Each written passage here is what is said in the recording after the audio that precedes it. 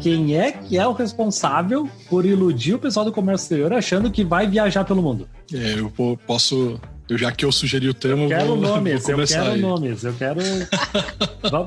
começar já na polêmica. Eu vejo muita gente começando, geralmente, a pesquisa por Comex em feiras de profissões que as faculdades acabam promovendo, né? Mostrar um pouquinho do curso, o que a pessoa faz. E é bem comum você participar de uma feira dessas e primeiro, o stand do comércio exterior, ele tem um globo e várias bandeiras, né? Então isso já chama atenção justamente por isso, né? Com certeza, eu penso que uma grande parte de mostrar isso como uma vantagem é da própria da instituição, da faculdade, porque isso de fato seria o suprassumo, né, das pessoas que trabalham com comércio exterior, é poder viajar pelo mundo e consolidar isso, conciliar isso com o trabalho. Tem uma meia-culpa aí, Jonas. O próprio site das universidades, das faculdades também ficam ilustrando o nosso trabalho como a gente apertando a mão de um chinês ou de alguma coisa, como se fosse o tempo inteiro nós apertando a mão. Um avião atrás, né? Um avião atrás. Isso, também. Exato, eu acho que assim, né, quando as pessoas procuram o comércio exterior, né, no primeiro momento imaginam muito que vai ser viagens pelo mundo, feiras, né, negociações, né, eu sou um pouco suspeita para falar, porque o que eu faço é isso, eu viajo bastante, só que nem sempre foi assim, né, no começo foi muita relação dentro do escritório para aprender como é que funciona os departamentos, os trâmites, mas desde que eu entrei no Comec, o que eu queria era viajar. E é o que eu faço hoje em dia. É possível. Mas possível, né? Não é só isso. Hoje nós vamos mostrar que não é bem assim essa história. Mas eu acho que o próprio nome do curso atrapalha isso. Comércio exterior. Tu vai fazer comércio no exterior, cara. Sim, né? Mas você não precisa nem sair de casa para fazer isso, né, cara? Essa é a verdade, né? E você vê que isso tem dois pontos de vista, né? A gente tem o comércio exterior, a gente pode ver dessa forma, que ele é fazer o comércio com vários países e várias formas, ou o comércio exterior também pode ser confundido com a pessoa que traz muamba do Paraguai, que também é o comércio exterior, né? E que ganha, às vezes, melhor que um profissional de comércio exterior, convenhamos, né? Muitas vezes. Eu não posso nem desprezar esse cara, porque ele tá fazendo uma boa grana. E é o que as pessoas pensam, né, na maioria do profissional do comércio exterior, é isso, né? Até postei lá no meu Instagram uma ilustração, que era assim, comércio exterior, né? Você traz muamba, você negocia com quem, quantas línguas você fala, né? Mas na verdade, assim... Traz um iPhone pra mim. Exato, quando viaja é assim, né? Como se fosse bem fácil. A renda extra da viagem é trazer muamba pros outros, né, cara? Você tá louco. Eu tenho certeza que vocês vão contar umas histórias assim também. Claro. Mas beleza, então. Eu sou o Jonas Vieira. Eu sou Isis Carvalho. E eu sou o Rafael Meyer. E vamos passar um pouco de inveja aí com esse pessoal que viaja fazendo comércio no exterior.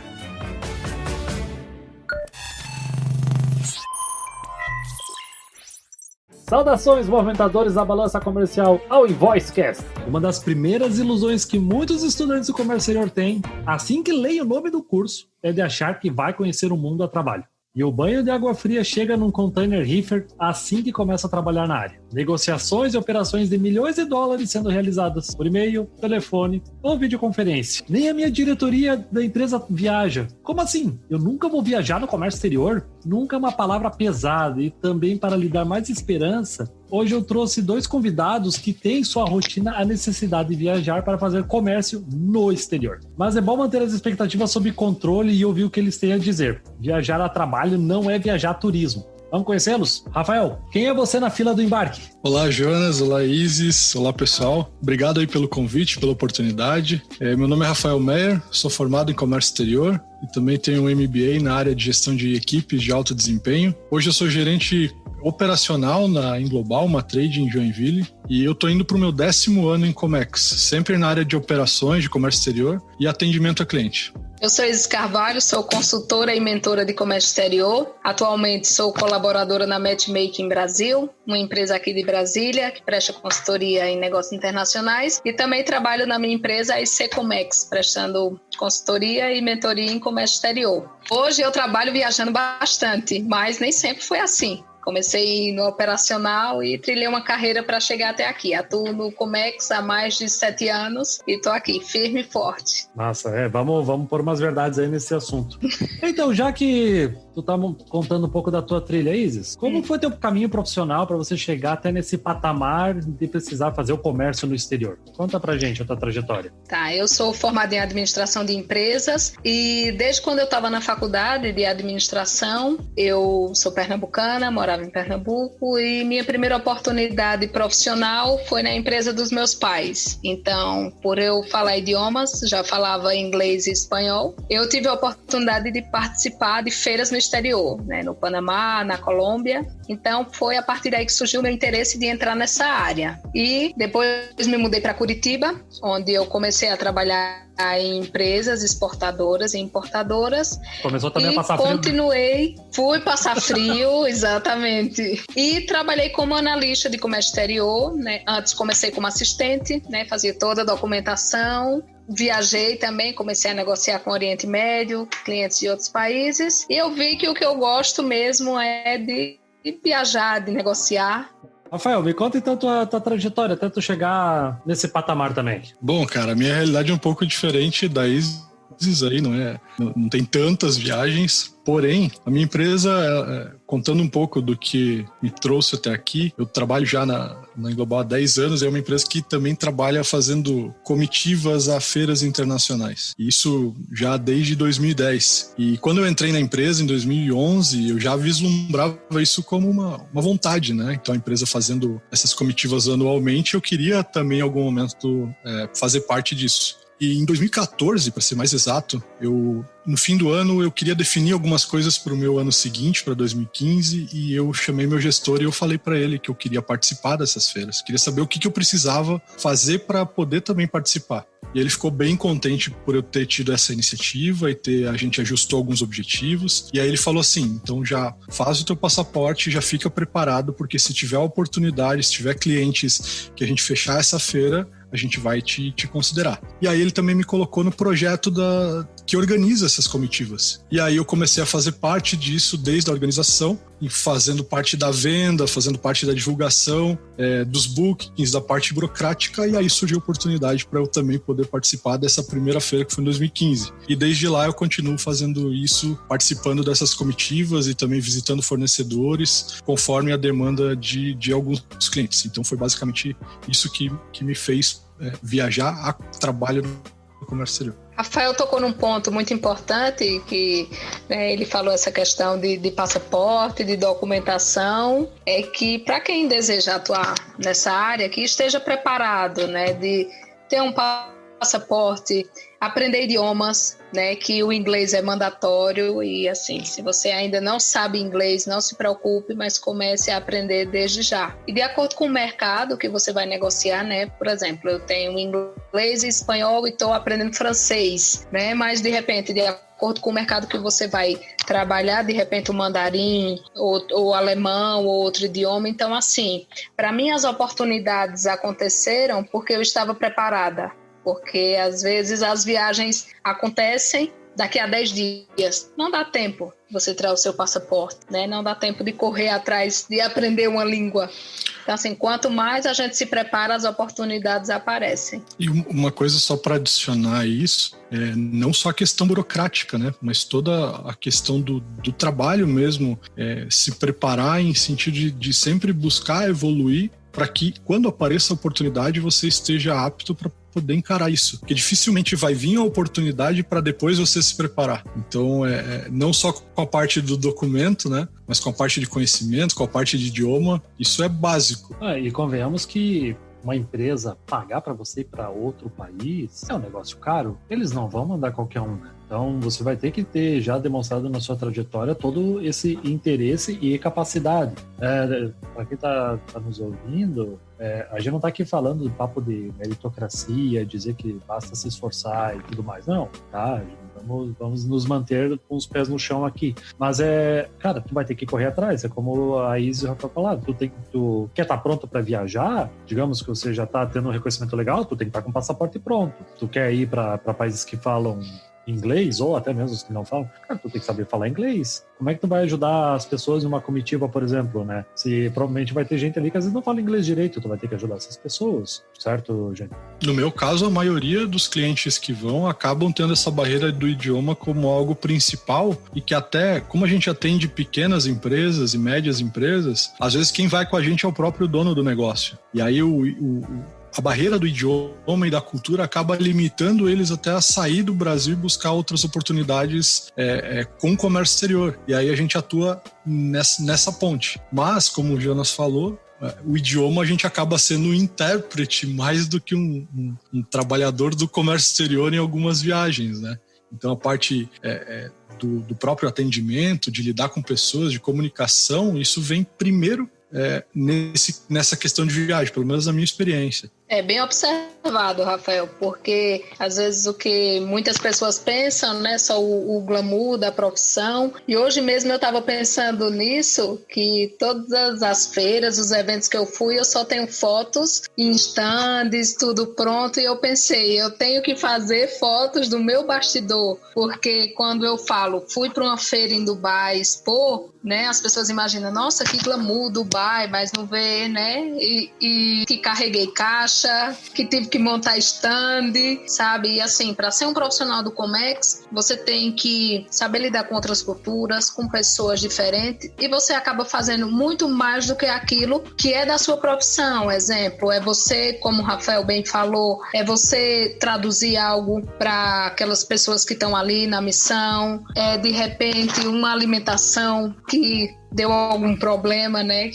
Então, assim, tem que aquela história, tem que ter o hard skills e o soft skills para poder estar nessa profissão, porque cada dia é uma novidade. Você falando isso me lembra o mais próximo que eu acho que eu cheguei do teu trabalho, isso foi quando eu viajei para fora do país com meus pais e eu tive que também ajudar tudo isso, ajudar meus pais a pedir comida, ajudar meus pais em hotel, a comprar roupa, e a minha mãe comprou bastante coisa, foi na época do dólar bom ainda, então... Porque, cara, bons tempos. E achei interessante você mencionar isso, bons tempos. E achei interessante mencionar isso, porque tu tá indo lá para fazer uma comitiva acontecer, cara. Onde é que começa, onde é que termina esse teu trabalho? Tu vai precisar carregar caixa, né? Vai precisar ajudar a montar um stand, ajudar com coisas cotidianas que você não tá esperando, né? Tipo, eu imagino que seja um trabalho, assim, bem no estilo comércio exterior, que não tem rotina, né? Tu vai sempre ter umas surpresas diferentes. Pra ter ideia, quando eu fui expor no Panamá, eu fui 4 vezes para Expo Comer, né? Levei uma carga de moda praia. Cheguei lá no aeroporto, entregaram minha carga para uma pessoa que vendia escadas e deixaram as escadas para mim. Fizeram confusão lá no nome. E só que até entender que aconteceu isso, que a escada não era minha, que íamos para a mesma feira, que tinha nomes parecidos, mas não era a pessoa, até você dizer, isso aí vai um dia. E o que aconteceu? Eu tive que chamar a pessoa lá da aduana, ir comigo de táxi até a feira, localizar aquela pessoa para devolver e desfazer esse enrosco. Mas isso aí foi o quê? Um dia. Imagine você levar toda a sua mercadoria para expor em uma feira e você de repente desembarca e diz, não, a mercadoria não tá, vou entregar a outra pessoa. E aí, o que é que você faz? Tem que resolver. Tem que ir atrás. E no fim, destroquei a moda praia com as escadas e deu tudo certo. E aquela pessoa estava na mesma feira. Mas imagina se fosse para outro país ou algo assim, né? Então, assim, você viaja e tem que se preocupar com várias coisas até acontecer e dar certo. Porque o que eu costumo dizer às pessoas, a viagem é a cereja do bolo. Foram muitos meses de preparação para poder aquilo acontecer. E uma coisa também é que é muito trabalho, né? É muito trabalho, mas é óbvio que é muito legal, né? Não dá pra gente falar aqui que não é legal viajar. É óbvio que é muito legal, mas é muito, muito trabalhoso. E ainda mais num ambiente que você não tá acostumado e você acaba ficando 100% do tempo alerta. Isso te consome, te dá um estresse muito grande. Então, pensa numa rotina que a gente trabalha aqui e estende ela para 24 horas, porque é isso que acontece. Quando você está numa feira, é 24 horas. Eu trabalhando com clientes, é 24 horas. Eu já tive casos que o cliente, 3 horas da manhã, ligou no meu quarto e queria que eu ajudasse ele a configurar o Wi-Fi, 3 da manhã. Então, essas coisas a gente precisa lidar precisa atender, obviamente, porque qual que era o objetivo da comitiva? É fazer com que fosse uma boa experiência para ele conseguir os negócios dele e a gente ajudar ele a fazer isso. Esse é o objetivo. Então o foco é totalmente nisso. E o que eu puder fazer para ajudar isso, a gente vai fazer. E a gente não está falando do fuso, né? O cara que sai daqui para ir para uma feira, fica 15 dias fora, como eu falei, geralmente é o dono da empresa, ele tá fazendo contraturno com o turno aqui do Brasil. Então 3 horas da manhã lá, acaba sendo 2, 1 da tarde aqui.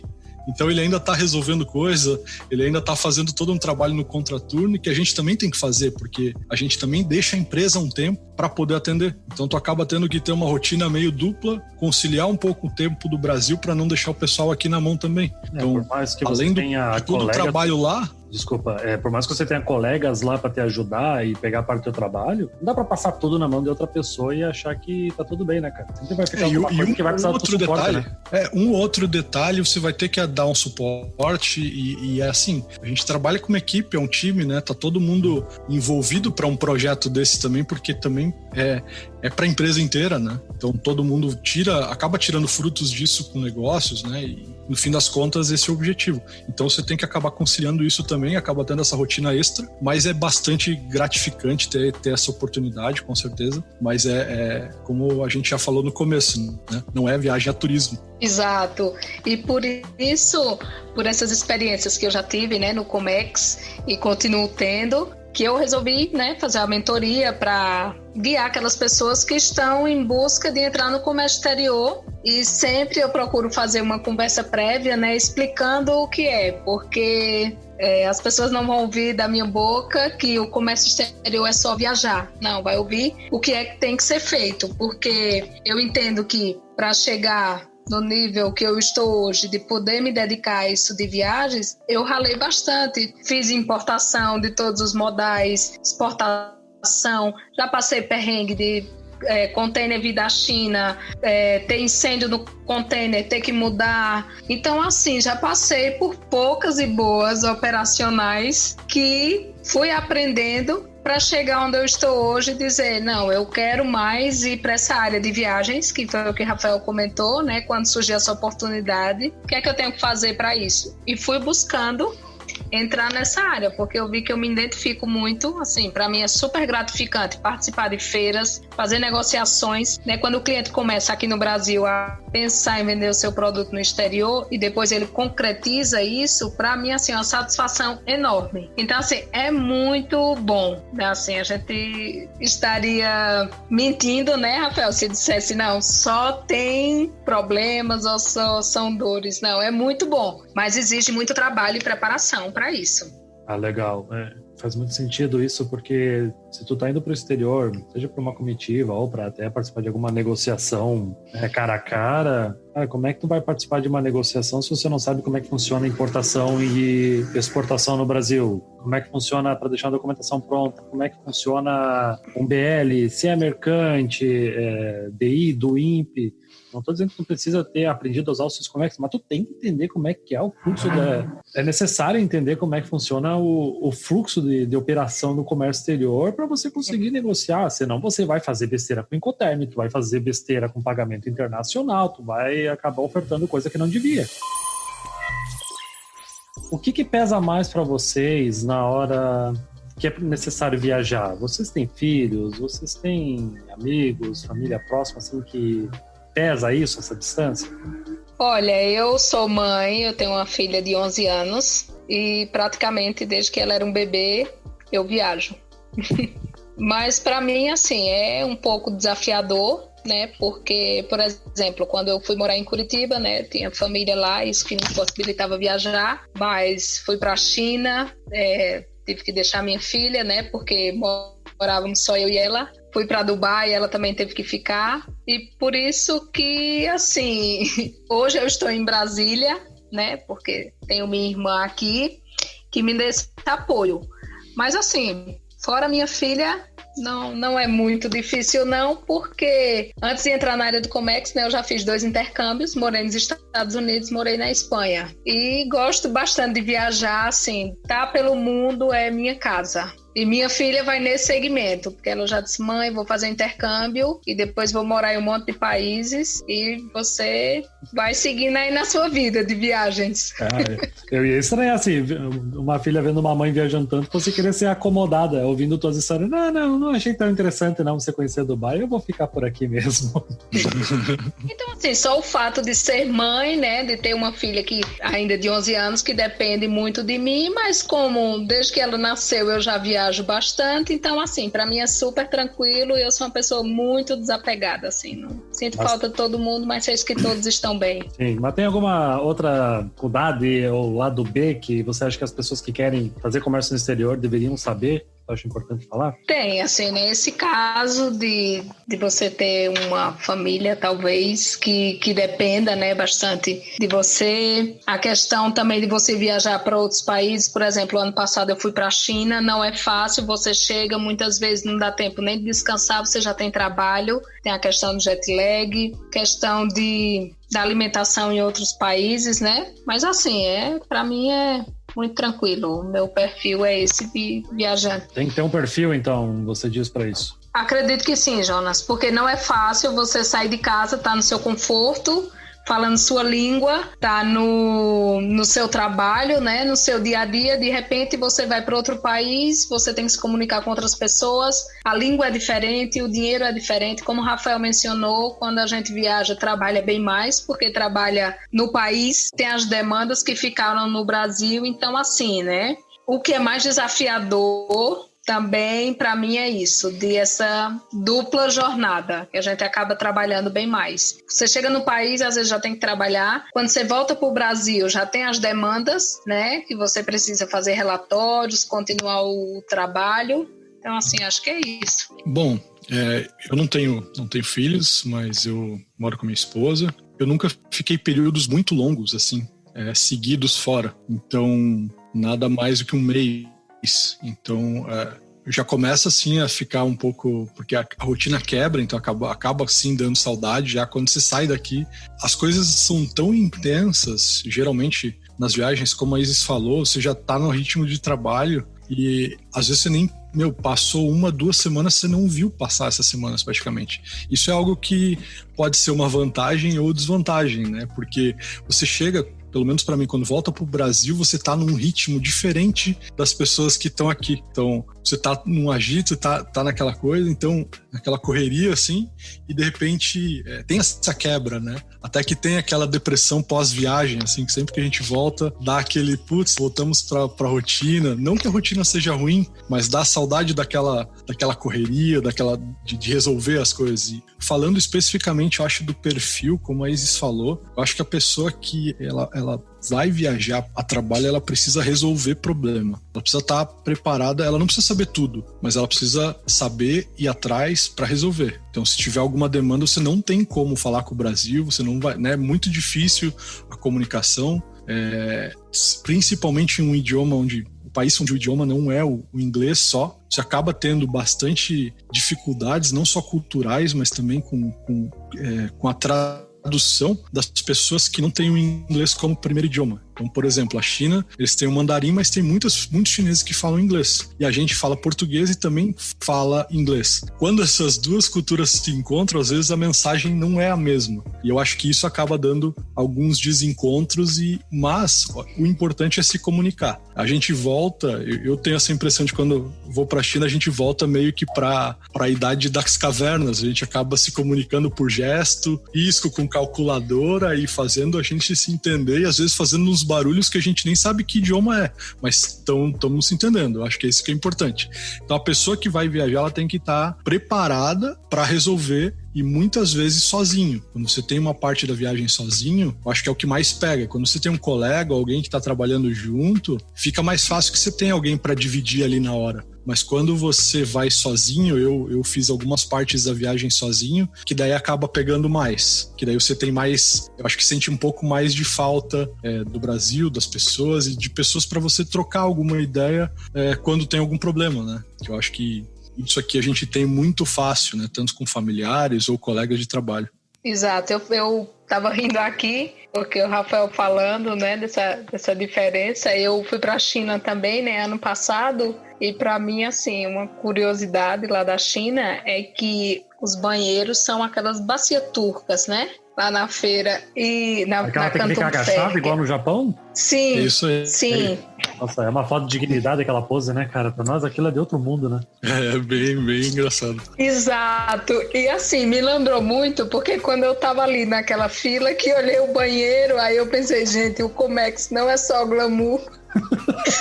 Ter que utilizar esses banheiros aqui é difícil, né? E tem que ser muita academia, agachamento, porque não é fácil. Outra coisa desse banheiro, uma curiosidade, é que geralmente ele não tem divisória. Então, pensa que aqui a gente tem o vaso e várias cabines, né, com divisória. Lá é esse no chão e não tem divisória. É todo mundo ali, é isso. Tá, peraí, é um monte de buraco no chão, papel higiênico do lado, e aí você pode fazer esse ato de mão dada com a pessoa do lado ali pra te dar um suporte, é isso? É, basicamente isso.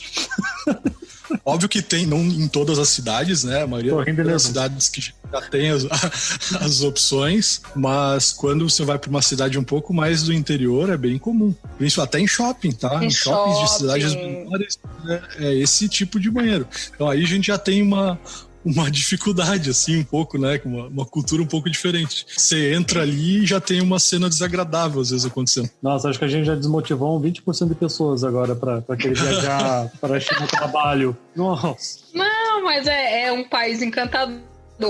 Eu me senti, Rafael, quando eu cheguei lá na China, né, eu fui para Canton Fair, a feira de Cantão, a maior feira do mundo, né, de exportação e importação. Quando eu parei, assim, à noite, que vi aquelas luzes de LED, né, eu achei que eu estava, assim, em outro planeta, porque é tudo tão diferente, as pessoas diferentes, né, a estatura, a comida, né, a forma de falar, tudo assim, que depois que você vai de um voo tão longo e você chega, assim, principalmente na China, que tem tanta gente que você olha de, meu Deus, eu acho que eu estou em outro planeta, porque como pode ser tão diferente, né, do que a gente está habituado? Por exemplo, indo para a China, a gente acaba tendo voos quebrados que só de voo a gente tem 26 horas, né? Média. É muito longo. Isso sem considerar que a gente tem as escalas, né? Porque a gente viajando não é glamuroso pra gente de business, né? É econômico, é classe animal mesmo. Exato. Então a gente vai ali na lata de sardinha e é isso, e é muito tempo pra gente ficar. A gente não tá acostumado a ficar parado tanto tempo. É diferente de você viajar de ônibus ou de carro, você consegue sair um pouco, pegar um ar, parar num posto, comer alguma coisa lá. Não, é aquilo e pronto. Então tem uma história um voo do último que eu fiz do ano passado, que eu fiz escala em Dubai. E é um voo muito longo, de São Paulo a Dubai é 14 horas e meia. Já começa assim, é uma perna muito longa, assim, né, de voos. Dependendo de outros lugares, elas são um pouco mais equilibradas, mas de Dubai já é bem longo, assim, no começo. Pensa, 14 horas e meia acontece a gente passando perto de um país, eu não me lembro qual que era o país exato. Eu sei que o comandante avisa para todo mundo, pessoal, a gente teve uma notificação aqui que o espaço aéreo do país que a gente está passando, que a gente iria passar para chegar em Dubai, ele está fechado por questões políticas, porque o ditador foi deposto, e a gente vai ter que fazer uma volta e não tem combustível suficiente para chegar em Dubai. A gente vai ter que parar na Arábia Saudita. Nossa, putz, que lugar tranquilo, lugar favorável. Já bem tranquilo. E era na cidade de Jeddah, que é onde tem a Meca. Então, pensa, a Arábia Saudita ela é um país que é um solo sagrado, tem uma questão religiosa, não é qualquer um que pode visitar. Todo mundo que estava indo para lá não tinha visto para ir para a Arábia Saudita. Então a gente desceu, ficamos todo mundo dentro do avião e o que aconteceu? Antes de descer, eles falaram, e na Arábia Saudita bebida alcoólica é proibido. Então todo mundo que tiver bebida alcoólica no avião vai ter que devolver e a gente vai ter que esconder, e todas que estiverem abertas a gente tem que jogar fora, porque aqui é muito rigoroso isso. Aí o que aconteceu? Bem tranquilo, a gente chegou de avião, pousamos na Arábia Saudita, e em volta já tinha uns carros da polícia para vistoriarem o avião para ver se tinha bebida alcoólica. Caramba. E entraram policiais no avião. Pensa, os policiais da Arábia Saudita entrando no avião, a gente já cansado, um voo bem longo, já estava 15 horas no ar, a gente desceu, depois que eles liberaram a cabine, fizemos o abastecimento para voltar, e aí mais 3 horas de voo. Então, é uma coisa que ninguém esperava, mas até hoje eu tenho a foto do desvio no mapa que o avião fez para mostrar e contar essa história, que sempre é uma sorte barra azar, né? Não é uma coisa que acontece todo dia, um espaço aéreo fechado por questões políticas, né? No Oriente Médio. Isso é um perrengue chique, né? É um perrengue chique, né? Tive dificuldades na minha última viagem. O Sudão teve algum problema que eu precisei parar na Arábia Saudita. Exatamente, era o Sudão. Agora que você falou, eu lembrei. É o Sudão mesmo. Eu imaginei que era o Sudão, né? Tava olhando, eu abri o Google Maps aqui pra olhar, pra imaginar qual era o país, né? Pelo menos não foi nenhum drone americano atacando o Irã, né, cara? Mas você pensa que a gente não tinha informação nenhuma na hora, a gente não sabia o que estava acontecendo, aí você fica naquela, será que aconteceu alguma coisa tão importante enquanto a gente tá voando? Porque você não tem internet, você não tem nada, né? A gente tinha o quê? O piloto falando. Na verdade, um comissário traduzindo o que o piloto falava, porque o piloto não era brasileiro. A gente tinha essa questão. Aquele microfone maravilhoso, né? Nossa Senhora. Que já dá para ajudar muito, né? Mas ó, isso é uma coisa só, né? De voo, para ter uma ideia do que pode acontecer. Exato. Voos tão longos, né, Rafael? Assim, eu ainda bem que eu não sofro muito, porque eu tenho só 1,50 m. Então, assim, para mim, tô super de boa. Mas, a classe assim, econômica parece primeira classe pra ti? É isso? Primeira classe pra mim, sem problema algum. Estica a perna, tudo certo. Tudo. O problema é que o pessoal que senta do meu lado são bem maiores, tomam meu espaço, mas a gente vai se virando. Fica aquela guerra de braço, né? Pra ficar com o braço da poltrona, né? Exato. E assim, e dentro do avião mesmo, né, a gente já começa a ter contato com várias culturas, né? Eles ali... Eu gosto bastante de conversar, então assim, já conversei com indianos que estavam vindo para o Brasil vender material médico, ou chineses, né, que estavam voltando para o seu país depois de negociar aqui no Brasil, pessoas que vinham a cada um mês no Brasil, tipo chineses que vinham todos os meses para o Brasil para negociar. Então assim, ali dentro do avião, quando você começa, né, já a embarcar, você já tem contato com pessoas de diferentes culturas, e isso também é muito importante para a gente entender, assim, olhar para o outro e não julgar, entender o que é cultural, né? Que às vezes o que é óbvio para a gente não é óbvio para aquela pessoa.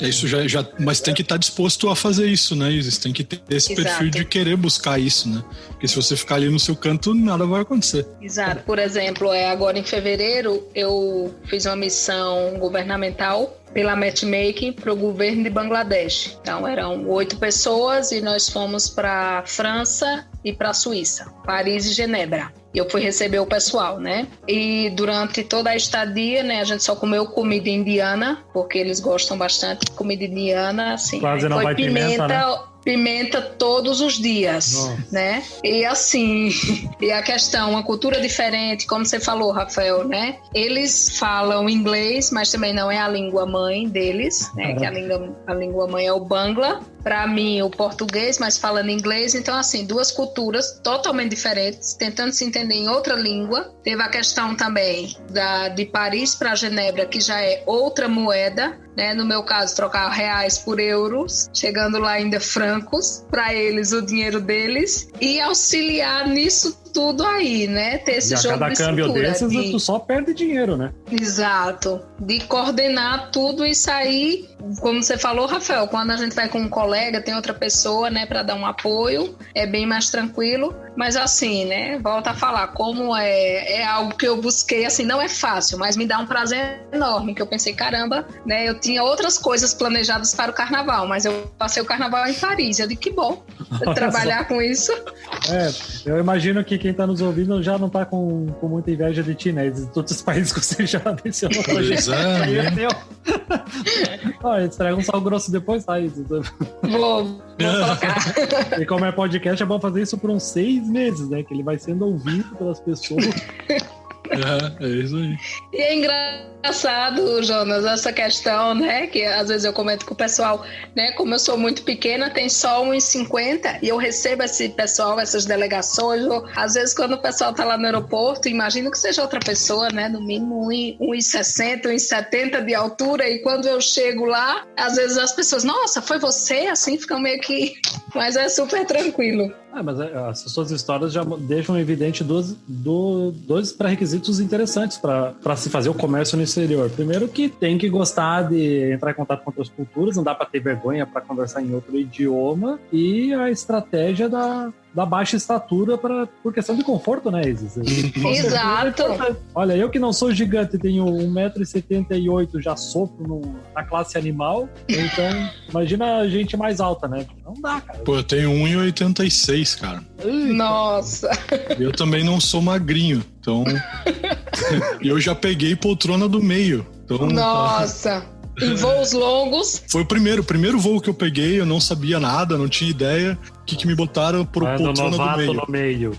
Foi a prova de fogo. Porque daí a escolha do assento é aleatória. Daí fica quem ninguém escolheu, você é colocado ali no meio. Basicamente isso. Não, é aleatório, mas tu já meio que sabe onde é que tu vai parar, né? Não vai ser na janela. E você, antes disso, você nem pensa nesses detalhes. Hoje eu indico pra todo mundo, até eu vou deixar uma dica aqui, ó, viagens longas, corredor. Se você é um pouco mais alto, fica no corredor, que daí você tem a liberdade de poder sair, se levantar e ir no banheiro sem incomodar ninguém. A dica aí da minha vivência é essa, uma dica de ouro. Nem exato, é a minha dica. Na janela, né? Tu não vai ver nada por muito tempo, né? Não, a minha dica também, né? Roupa confortável. Eu já ajusto o relógio pro fuso do país que eu vou, porque aí já vou me acostumando. Isso aí. Né? E mesmo com as demandas que eu tenho aqui no Brasil, mas eu penso, eu tenho que fazer tudo igual, de acordo com o país. Eu estou indo, né? De alimentação, de sono, que aí a gente vai se adaptando mais rápido. Então vocês não viajam de terno, gravata e terninho, então? Porque não é uma coisa chique? Eu vejo muita gente fazendo isso, tá? Mas doideira, eu não sei se é só a primeira vez.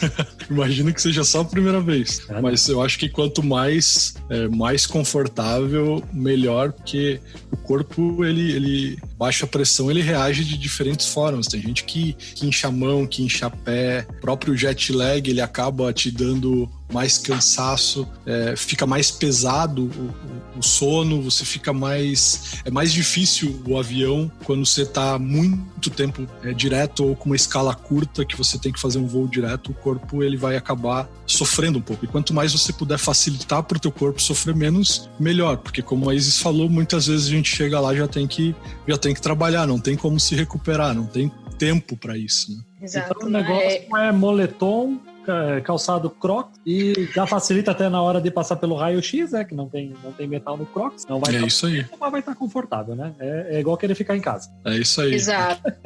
Aquele almofada do pescoço é muito bom. É feio para carregar, mas é bom, vale a pena. É útil.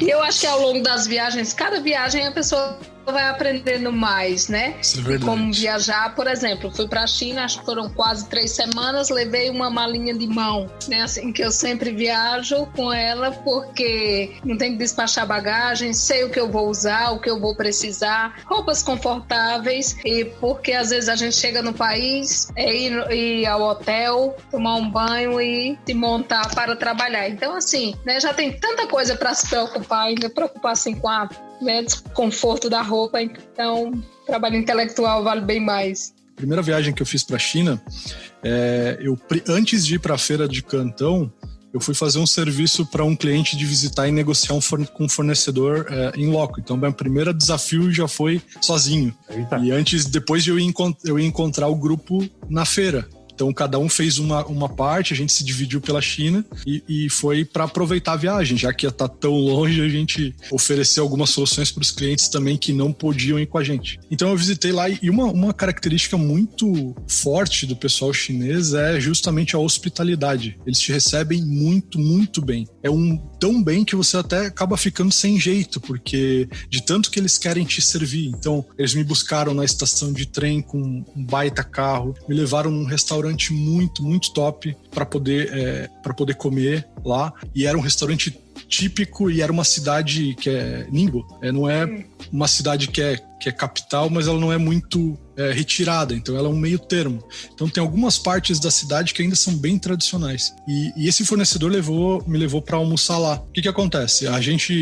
O fornecedor, o dono da fábrica e a pessoa que lida comercialmente, eles estavam com outro grupo de chineses que eram amigos desse dono da fábrica e que eram do governo chinês. E aí eles eram amigos desde criança. Então a gente foi num grande grupo para um restaurante muito, muito top. E lá eles primeiro ofereceram uma bebida que eu não sabia como é que era, mas ela era muito, muito bonita, assim, o frasco era muito bonito, e eles fizeram questão de cada vez que alguém pede um brinde, tu tem que beber um pouco, e eu não conhecia muito a bebida, eu só ia no golinho.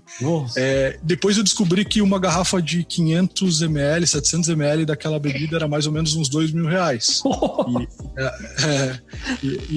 E ela era muito cara, eu descobri só depois. Eu falei assim, cara, que coisa... Porque eu contei para outras pessoas e eles foram me mostrando embalagens e eu identifiquei aquela, então eu já vi que era super cara. Depois tinha a fartura que você vê num restaurante típico chinês, é absurda, é muita comida. Uma dessas, tinham várias comidas típicas que eu já tinha comido e tinha a sopa de cobra. E aí a pessoa que estava me atendendo, ela falou assim, você não precisa comer para agradar gente. Essa aqui essa sopa de cobra, sopa de serpente, ela é uma comida típica da cidade do meu chefe e dos amigos dele. Então eles pediram pra lembrar essa época. Então não precisa comer pra agradar. Eu falei, mas eu quero experimentar. Pô, já tô aqui, vou experimentar. E aí eu experimentei. Da classe animal, não vou comer umas coisas malucas? Tem que tentar, né? E aí tinham umas 12, 15 pessoas na mesa e obviamente quando eu coloquei aquilo no prato, todos pararam de comer.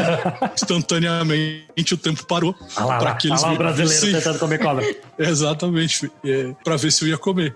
E aí eu coloquei no meu prato. Começaram a postar respirei fundo. Mesa, tu nem viu.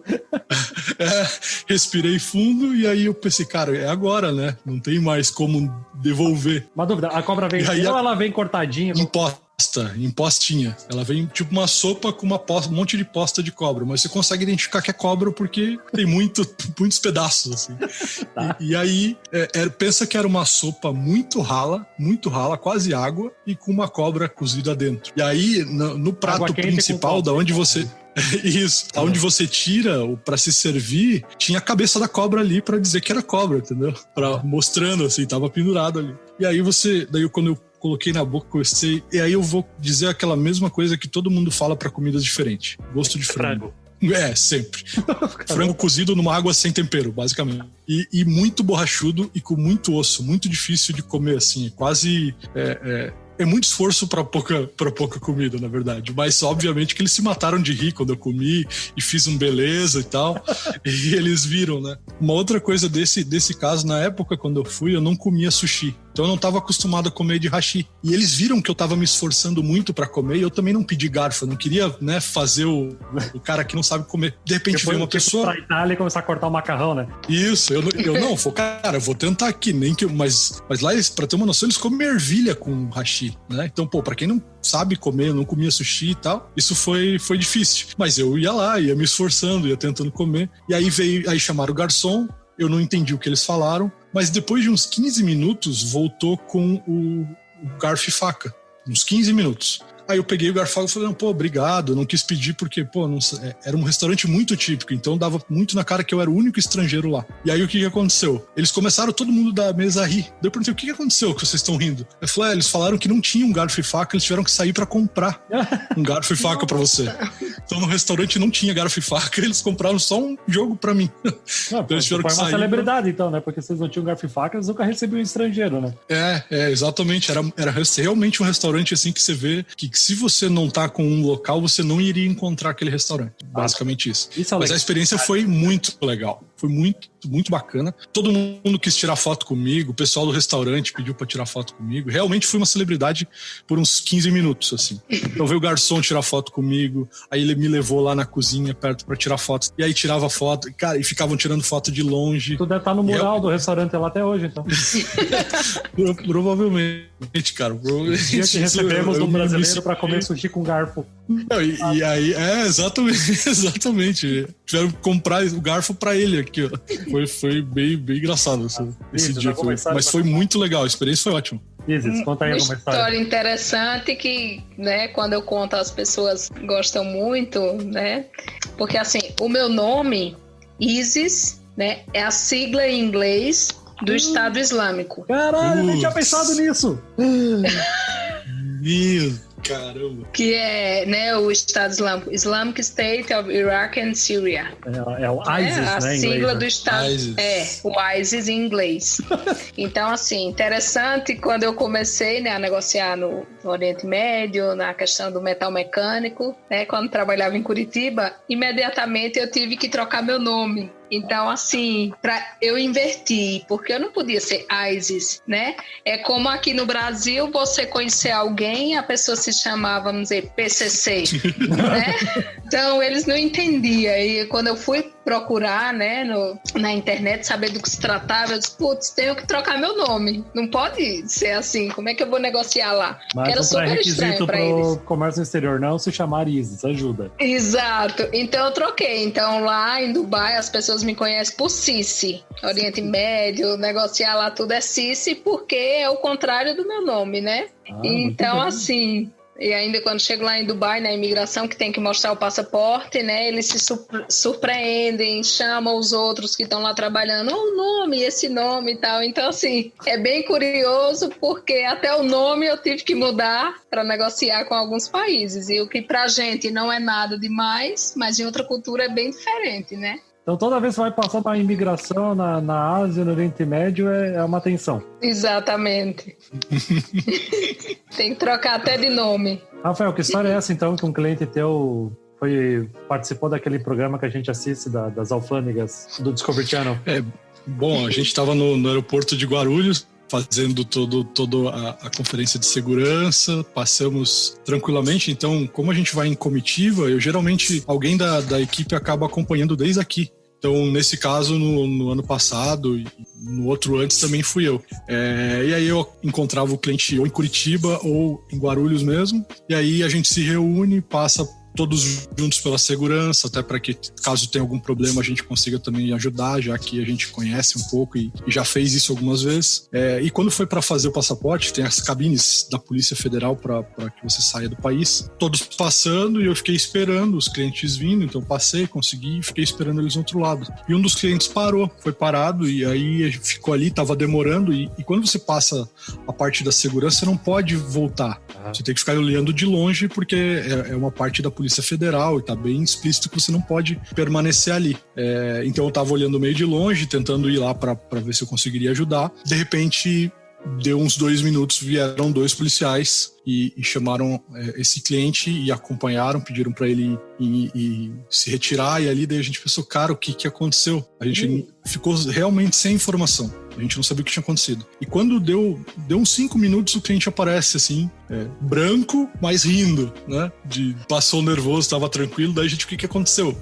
Ele falou que tinha uma pessoa com o mesmo nome dele com mandado de segurança, mandado de prisão em aberto. Nossa. E aí, até ele provar que não era ele, com CPF, com digital, uma pessoa saindo do Brasil com mandato aberto, eles ficaram em cima e pegaram ele, mas não era ele, era só uma pessoa com exatamente o nome igual, e ele teve o mesmo problema quando voltou, e na outra ano que ele foi junto teve de novo e não resolveu, mas aí ele já estava tranquilo porque sabia do que se tratava. Caramba! Então, que legal, então mais um requisito também para trabalhar nessa área é não ter um mandado de segurança, senão tu não vai conseguir sair do Brasil.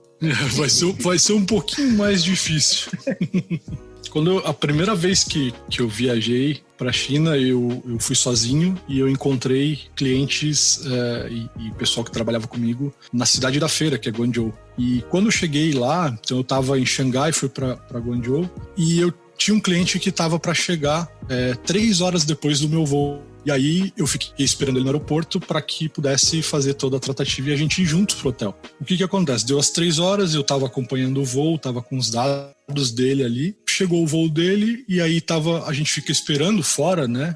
A pessoa sair fora ali onde tem o pessoal com as plaquinhas, assim, esperando alguém. E aí eu acompanhando no painel que o voo estava chegando, que as bagagens estavam chegando. E quando você tem um voo internacional e uns aeroportos muito grandes, isso acaba levando um certo tempo, né? Até o avião chegar, pegar a bagagem, tudo isso é mais de 1 hora, tranquilamente. E eu fiquei esperando e de repente o voo dele foi sumindo do painel e eu não estava achando ele. E aí cara, o que eu vou fazer? Eu tava no contraturno do Brasil, ele não chegou, não saiu daqui, porque só tinha uma parte de sair, eu conhecia o cliente, ele não estava ali. não tinha como ter comunicação, então eu não sabia nem se ele tinha embarcado na perna de que ele ia fazer uma conexão em Doha. Eu não sabia se ele tinha embarcado ou não, e aí eu não sabia se ele tinha chegado na China mesmo ou não. E aí eu fui tentar com segurança, fui explicar, mostrei os documentos, fui falar com a polícia, no balcão de informação eles me instruíram para conversar com a polícia. E eu fui tentar falar com a polícia e, obviamente, os policiais chineses não falam inglês, né? Então eu precisei de uma ajuda de alguém com uma boa alma, que estava entendendo o meu problema. Você imagina, a primeira viagem que eu fiz, já ter um perrengue desse, eu não sabia o que tinha acontecido com o cliente, não sei se ele passou mal, e aí a gente não tem com quem conversar. E a gente foi procurando, e daí eu conversando, entrei lá na sala da polícia junto com a imigração, e sei que estavam umas 5 pessoas lá, pediram os documentos dele, os dados do voo, e eles falaram, ele não tá aqui, ele não chegou, e deu, o que aconteceu? E aí eu tentando ligar pro pessoal do Brasil para ver se tinha alguém com uma informação, e aí nesse período de tempo deu umas 3 horas e eu tava andando do aeroporto de um lado pro outro, e de repente eu passo assim e o cliente tá ali. Daí eu, caramba, o que aconteceu? E daí eu fui falar com ele. Ele falou, os caras quebraram minha mala e eu fiquei lá tentando resolver, eu não ia sair de lá enquanto não tivesse uma mala nova. Basicamente ele ficou lá resolvendo o problema da mala e eu fiquei esperando, pensando que ele não tinha acontecido nada, e no fim ele tava com a mala quebrada e uma mala nova, bem feliz porque tinha conseguido a mala dele. E eu fiquei ali umas 3 horas a mais, porque ele também não tinha inglês e conseguiu resolver a questão da mala sem inglês. Depois de muito suor, mas conseguiu uma mala nova, mas ele não saiu da parte do embarque enquanto não tinha mala nova pra ele. E aí, essa foi uma história tranquila. Depois eu falei, antes de ir pro hotel, a gente precisa comer um McDonald's, porque eu tô com uma fome muito grande. Rafael, e tu vai pagar. Você contando todas essas histórias, eu vejo que eu não passei tanto perrengue, não. São coisas mínimas que aconteceram comigo. Coisa de lá na China, peguei táxi, que o táxi, né, eu fui pagar e ele encrencou. Não queria deixar sair do táxi, porque não sei se você teve esse problema lá e eu desisti de pegar táxi, só andava de metrô depois, porque as 2 vezes que peguei táxi, fui pagar, eles não aceitaram, não queria deixar sair do carro, né, queriam brigar mesmo, e aí eu desisti de pegar táxi. Por quê? Né? Eu não sei se é da cultura com estrangeiros ou se pelo fato de ser mulher que... Eu sei que lá tem um problema muito grande em relação a notas falsas, tá? Eles acabam fazendo um escândalo, daí você dá um dinheiro, eles te devolvem, e daí você tá com uma nota falsa e eles vão embora. Isso aconteceu com um cliente nosso, que aconteceu isso. E ele tava, de repente, com 100 renminbi falso. E aí a gente teve que... O cliente quis deixar quieto, mas a gente poderia ir na polícia, reportar e fazer um BO para poder... recuperar esse dinheiro, né? Exato, e foi mais ou menos isso. Eu dei a nota, eu lembrando agora, dei a nota, ele disse que era falsa, tipo 80 renminbis, e queria trocar pela nota dele, algum enrosco assim, e acabou que eu dei o dinheiro e corri do táxi. E fui embora porque ele não falava inglês, eu não entendi o que ele falava, então eu só entreguei o dinheiro e abri a porta e corri. O pessoal tem bastante costume de peidar e arrotar em público, tranquilamente. Sim, essa experiência Exato. eu tenho, porque eu trabalhei numa multinacional singapuriana, e caramba, tive bastante essa experiência também. Pode contar a tua história. E aí você imagina com um taxista, né? Fazendo isso com o táxi fechado, porque tava frio e tal. Peguei uma temperatura, quando eu tava em Pequim, de -2, -3, então carro fechado. Aí foi pra mais 2, mais 3, depois dos gases. E aí, assim, não tem vergonha, cara. É isso aí. Tipo, pelo que eu entendi, eu perguntei pra eles qual que era essa questão. Eles falaram que, assim, se o corpo tá querendo expulsar, eu não vou segurar porque tá me fazendo mal. É o pensamento deles, assim. Faz sentido, né? Faz sentido, mas é que a gente tem essa cultura de isso não acontece com ninguém, né? Isso é feio, isso é falta de educação. Isso é feio. Mas considerando os banheiros, como vocês contaram antes, como é que até que faz sentido terem liberdade. Não tem papel, pelo menos o feminino não tem papel, então depois eu descobri porque vendiam tanto lenço de papel nas lojas, em todas as lojas. Tu tem que comprar e tem que levar o seu próprio... Tem, e eu fiquei pensando, tanta gente que se realmente for colocar aí papel no banheiro vai gastar muito, então cada um compra o seu papel. Fica de ouro, hein, pra quem for pra China, já leve pra China, ande com papel. E, cara, uma coisa que não é tão engraçado assim, mas é uma coisa mais séria. A gente teve um caso de um cliente que chegou na China e ele teve uma crise de ansiedade pelo choque cultural e ele voltou no próximo voo. Ele chegou sozinho? Lá na China. Não, ele voltou sozinho, mas ele tava com um grupo. Ele começou a passar mal e ele falando que queria voltar para casa. E a gente teve que comprometer também o grupo para que a gente pudesse fazer toda a burocracia para fazer o cara voltar, porque ele não conseguiu se habituar. Então é uma coisa que ninguém espera, que às vezes você chega num lugar diferente, que a cultura é diferente, que você não consegue ter segurança. Aquilo pode te dar uma crise e te fazer mal de verdade, como fez para ele. E ele teve que voltar e abandonar planejamento. Então todo planejamento que a gente faz às vezes pode passar por isso também, que vai chegar lá e pode acontecer alguma coisa, obviamente que é bem raro, né, bem exceção, né, gente, mas é uma coisa que aconteceu, pode acontecer também com mais pessoas. Imagina se a gente já fica às vezes meio nervoso quando começa a conversar com pessoas de outros países por telefone. Imagina você entrar de bico numa outra cultura, 25 horas longe de casa, e por mais que a gente tenha toda a internet de hoje em dia, a gente tá um pouco a comunicação tá limitada, né? Pra você ter Sim. Exato. E realmente acho que é só na hora mesmo pra descobrir, né, desse problema.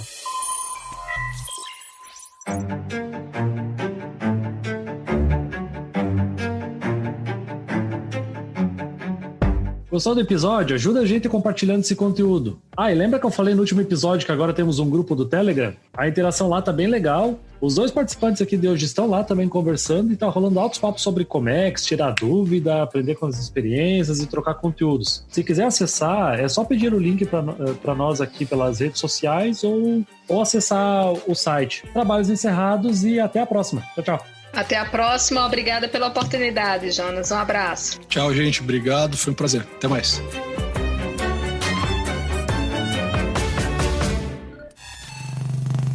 Esse podcast foi um oferecimento das empresas TTL Brasil, Você Global e Taglog Armazéns Gerais, movimentando o seu mundo.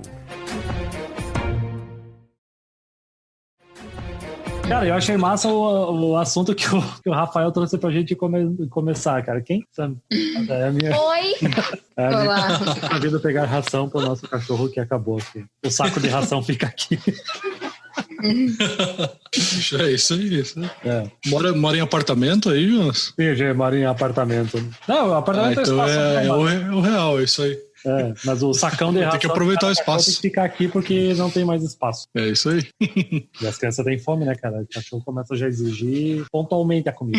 Rafael, e tu tá onde? É São Paulo? Ou São Paulo é do outro? Eu tô em Joinville. Eu morei em Curitiba, nunca fui em Joinville. Sempre quando eu ia pra Santa Catarina, eu dizia, vou em Joinville, nunca fui. Não, aqui a Curitiba é a capital de Joinville aqui, porque é mais perto que Floripa, então a gente vai mais pra Curitiba daqui. Floripa mesmo. Joinville. Pensa Meu Deus do céu. Mas é fácil. Falam que descendo Curitiba, a primeira chuva à esquerda é Joinville. É Joinville.